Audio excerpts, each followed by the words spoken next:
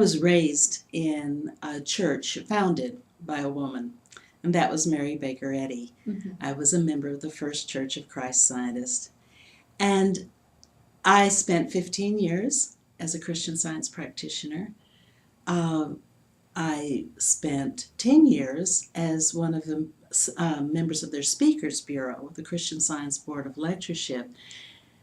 It was during a time that was transitional in American culture. Phyllis Tickle refers to it as the Great Emergence. It was a period from 1995 to 2005, and it was a burgeoning time of spirituality, interest in spirituality in bookstores. And that's where I was lecturing to a great extent, talking about the ideas and concepts that Mary Baker Eddy put down in her book, Science and Health, and denominated Christian Science. And I use that word denominated because for a long time, my concept is that those ideas have been denominated that way, though they're, the more I see and read of them, having now said I'm a former Christian Science practitioner and lecturer, but yet I'm still an avid student of Mary Baker Eddy. Her ideas are for the world, and that's what I long to share. But out of my personal experience, I've become very acquainted with the Virgin of Guadalupe, which totally freaks out a lot of my peers and friends.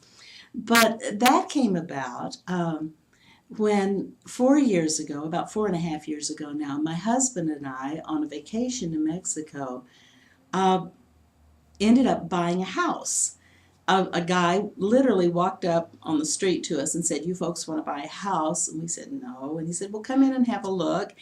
And we bought the house the next day and came back to Southern California, sold everything and that we could, and moved lock, stock, and barrel to this little fishing village on the west coast of Mexico. I know. Well, across the street from that house and out on a jetty, which the river enters the bay there, and there's a jetty, and out on the end of it was this concrete statue painted of the Virgin of Guadalupe.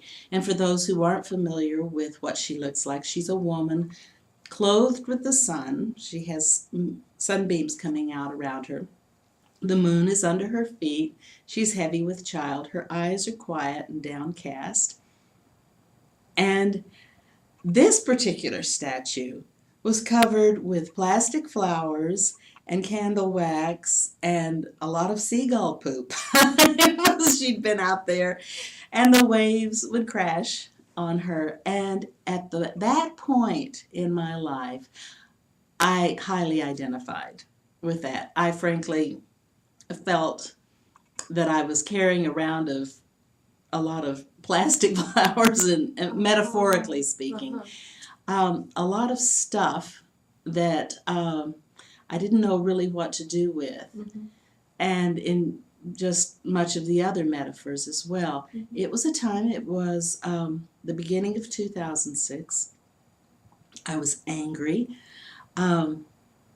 I was angry about the 2004 election in the United States. I was angry about the war. I was angry about some things that had gone on in our family that certainly favored the guys against the girls. I was also angry at my church, which I had never been in that place before. But after the election of 2004, it seemed there to me and to others as well who had been very involved in presenting Mary Baker Eddy's life story, her personal life story, her trials, her tribulations, that it had been jerked out.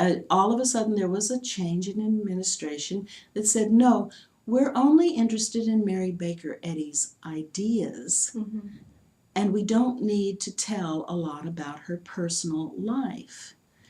And it frankly seemed to me an echo of the way Protestantism has treated the Virgin Mary.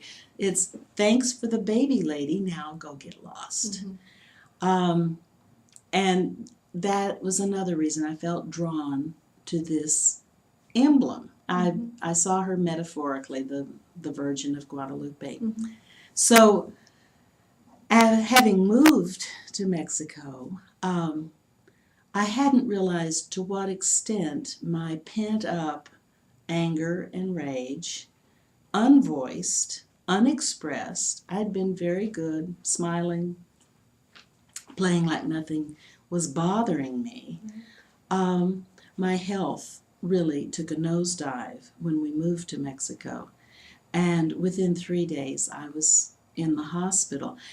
This was a huge thing, having been raised in Christian Science, a third-generation Christian Scientist. And Christian Science had been our means of health care. I have, that's been proven to me. But the heart and soul of that treatment is love. Love for God, love for man. And I wasn't feeling a lot of that love in any way. So I had basically put myself outside the realm of the possibility of spiritual healing. I didn't want to talk about these things. My husband did want to talk. He looked earnestly at me and said, "You cannot die. I don't speak Spanish. You can't leave me here." So I did go to the hospital at that time. I'd never even had a blood test. I felt almost self-sacrificial doing this. You go with what you trust when you are faced with challenges, and I frankly didn't trust medical means. I had no reason to. And I was also oblivious when that doctor said, "Do you realize you have a hemoglobin count of 4.2? Well, you shake your head. I didn't know either. 12 to 16 is normal.